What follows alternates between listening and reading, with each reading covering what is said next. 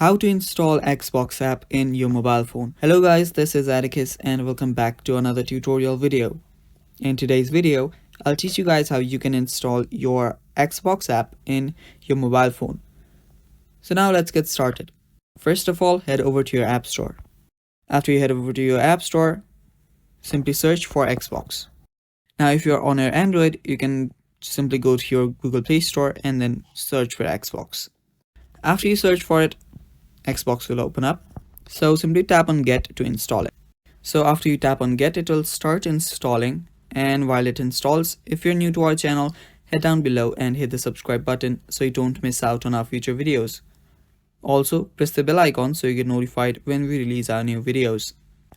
So now after it installs completely, open it up, and after you open it up, all you need to do is simply sign in into your account. And yeah, that is basically how you do it guys, and that is all for the video. Thanks for watching, stay tuned.